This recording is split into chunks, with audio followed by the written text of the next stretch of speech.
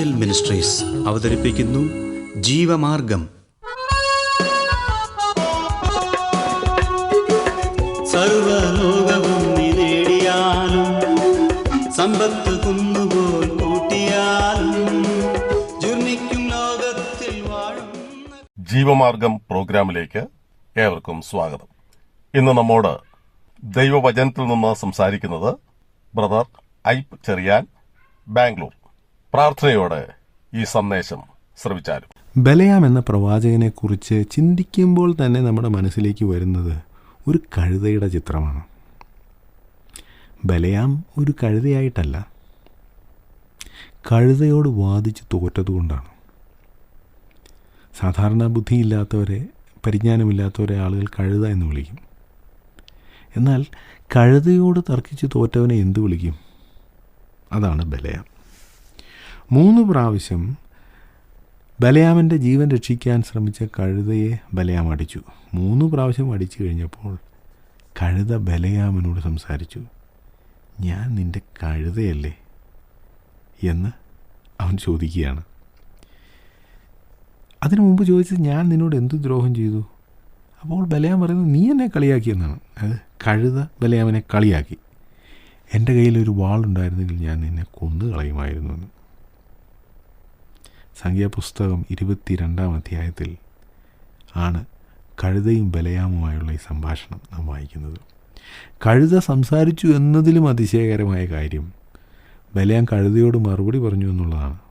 മാത്രമല്ല, ആ വാദപ്രതിവാദത്തിൽ ബലയാം തോറ്റു. കഴുതയോട് പോലും സംസാരിച്ച് ജയിക്കാൻ അയാൾക്ക് കഴിഞ്ഞില്ല. കഴുത ബലയാമിനോട്, ഞാൻ നിൻ്റെ കഴുതയല്ലയോ? ഇക്കാലം അത്രയും എൻ്റെ പുറത്തല്ലോ നീ കയറി നടന്നത്. ഞാൻ എപ്പോഴെങ്കിലും ഇങ്ങനെ നിന്നോട് കാണിച്ചിട്ടുണ്ടോ എന്ന് ചോദിച്ചു. ഇല്ല എന്ന് അവൻ പറഞ്ഞു. അപ്പോൾ യഹോവ ബലയാമിൻ്റെ കണ്ണ് തുറന്നു. കഴുതയുടെ കണ്ണാണ് ദൈവം തുറന്നത് ആദ്യം. കാരണം കഴുത ദ്രവ്യാഗ്രഹിയല്ലായിരുന്നു. കഴുതയ്ക്ക് തൻ്റെ യജമാനനോട് ഭക്തിയും സ്നേഹവും ഉണ്ടായിരുന്നു. ബലയാമിന് അതില്ലായിരുന്നു. ബലയാമിന് തൻ്റെ യജമാനനായ ദൈവത്തെ അനുസരിക്കേണ്ട എന്നായിരുന്നു. ബാലാക്കിനെ അനുസരിക്കും, കാരണം ബാലാക്ക് പണം തരും. ഇങ്ങനെ നന്ദിയില്ലാത്തവനായിരുന്നു ബലയാം. അതുകൊണ്ടാണ് ബലയാമിൻ്റെ കണ്ണ് രണ്ടാമത് തുറന്നത്. അവൻ്റെ കണ്ണ് തുറന്നപ്പോൾ ഒരു ദൂതൻ വാളൂരി പിടിച്ച് നിൽക്കുന്നത് അവൻ കണ്ടു. ഇപ്പോൾ ദൂതൻ ബലയാമിനോട് കഴുത ചോദിച്ച അതേ ചോദ്യം ചോദിക്കുന്നു. നീ 3 പ്രാവശ്യം കഴുതി അടിച്ചതെന്തിന്? ഞാൻ നിനക്ക് പ്രതിയോഗിയായി പുറപ്പെട്ടിരിക്കുന്നു. നിന്റെ വഴി നാശകരം എന്ന് ഞാൻ കാണുന്നു. ശ്രദ്ധിക്കുക, നിന്റെ വഴി. ഈ ബലയാമിൻ്റെ വഴിയെക്കുറിച്ചാണ് നാം പുതിയ നിയമത്തിൽ വായിക്കുന്നത്. ദൈവദൂതൻ പറഞ്ഞു, നിന്റെ വഴി നാശകരം. കഴുത എന്നെ കണ്ട് 3 പ്രാവശ്യം എൻ്റെ മുമ്പിൽ നിന്ന് മാറിപ്പോയില്ലായിരുന്നെങ്കിൽ ഞാൻ ഇപ്പോൾ തന്നെ നിന്നെ കൊന്നുകളയുകയും അതിനെ ജീവനോടെ രക്ഷിക്കുകയും ചെയ്യുമായിരുന്നു. ദൈവദൂതൻ പറയുകയാണ്, നിന്നേക്കാൾ ഭേദം ഈ കഴുത ജീവിച്ചിരിക്കുന്നതാണ്. 34-ാം വാക്യത്തിൽ ബലയാം യഹോവയുടെ ദൂതനോട്, ഞാൻ പാപം ചെയ്തിരിക്കുന്നു. നീ എനിക്കെതിരായ വഴി നിന്നിരുന്നു എന്ന് ഞാൻ അറിഞ്ഞില്ല. ഇത് നിനക്ക് അനിഷ്ടമെന്ന് വരികിൽ ഞാൻ മടങ്ങിപ്പോയിക്കൊള്ളാമെന്ന് പറഞ്ഞു. ഇത് ദൈവത്തിന് അനിഷ്ടമെന്നാണ് ആദ്യം ദൈവം ബലയാമിനോട് പറഞ്ഞത്. പക്ഷേ ബലയാം അത് നിരുപാധികം അനുസരിക്കാൻ തയ്യാറായില്ല. അതുകൊണ്ടാണ് രണ്ടാമത് പുതിയ ഓഫറുമായി വന്നവരെ വീട്ടിൽ താമസിപ്പിച്ച് അവർക്ക് ചില ഓപ്ഷൻസൊക്കെ കൊടുത്തത്. ഇപ്പോൾ അയാൾ പറയുന്നു, ഞാൻ പാപം ചെയ്തു, നിനക്കനിഷ്ടമാണെങ്കിൽ ഞാൻ മടങ്ങിപ്പോയിക്കൊള്ളാം.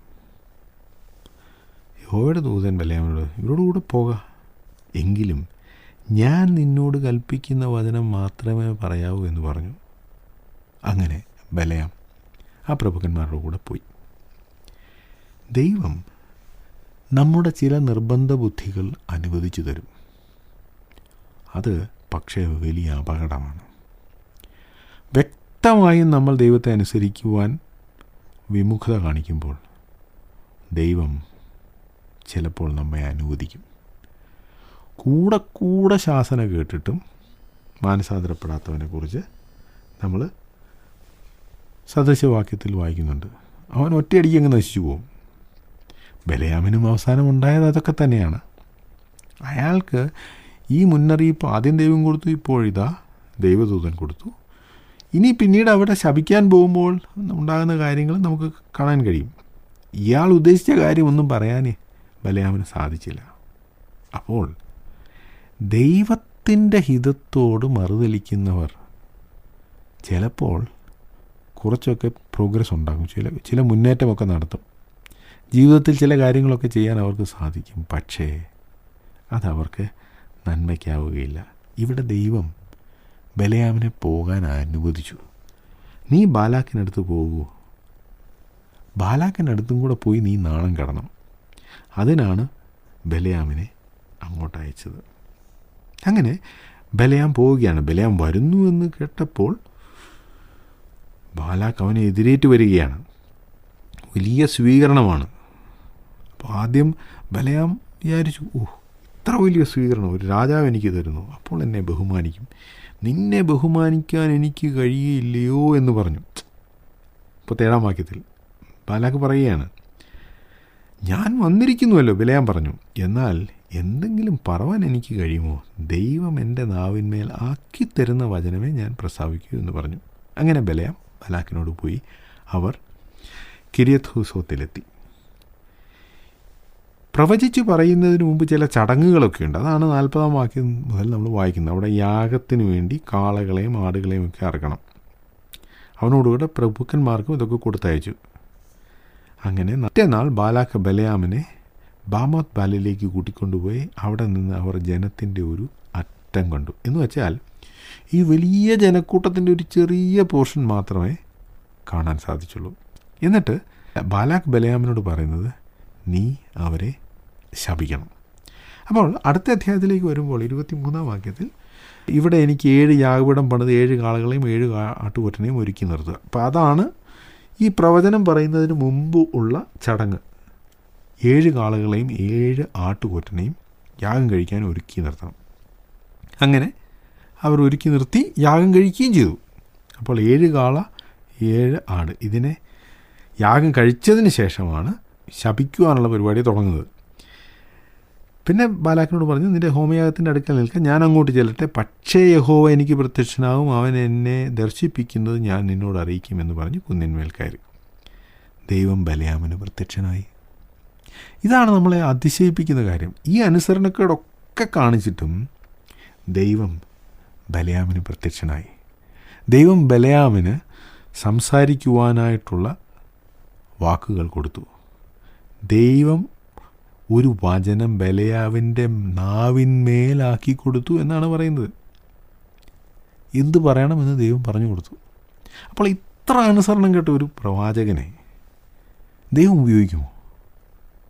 ഇതാണ് അതിശയകരം. ദൈവം ഉപയോഗിക്കും. ദൈവം ഉപയോഗിച്ചു. യോഹന്നാൻ്റെ സുവിശേഷത്തിൽ കയ്യഫാവ് എന്ന് പറയുന്ന ഒരു മഹാപുരോഹിതനെക്കുറിച്ച് നമ്മൾ വായിക്കുന്നുണ്ട്. മഹാപുരോഹിതൻ പ്രവചിച്ച് പറഞ്ഞ കാര്യമാണ്. എന്താണ്?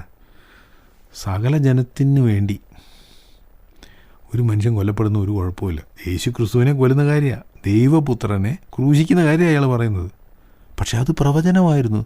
അയാൾ പറഞ്ഞത് ദൈവം കൊടുത്തിട്ട് പറഞ്ഞതെന്നാണ് പറഞ്ഞിരിക്കുന്നത്.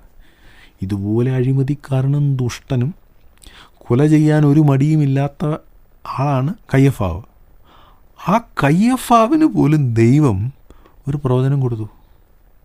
അപ്പം പിന്നെ ബാലാക്കിൻ്റെ കാര്യം പറയണോ? നമ്മൾ ഓർക്കേണ്ട ഒരു കാര്യം, ദൈവം നമുക്ക് ശുശ്രൂഷ തന്നു, നമ്മെ ഉപയോഗിച്ചു എന്നതിൻ്റെ അർത്ഥം നമ്മൾ ദൈവത്തെ അനുസരിക്കുന്നുണ്ട് എന്നല്ല. ദൈവത്തെ അനുസരിക്കാതിരിക്കുമ്പോൾ തന്നെ ദൈവം ചിലപ്പോൾ നമുക്ക് ചില കാര്യങ്ങൾ ചെയ്യാൻ നൽകിയെന്ന് വരാം. ദൈവം ചില സന്ദേശങ്ങൾ നമുക്ക് നൽകിയെന്ന് വരാം. അതിൻ്റെ അടിസ്ഥാനത്തിൽ നമ്മൾ ദൈവത്തെ പ്രസാദിപ്പിക്കുന്നു, ദൈവം നമ്മിൽ പ്രസാദിച്ചിരിക്കുന്നു എന്ന് ചിന്തിക്കരുത്. ബലയാമിൻ്റെ ജീവിതം അതാണ് നമ്മെ പഠിപ്പിക്കുന്നത്.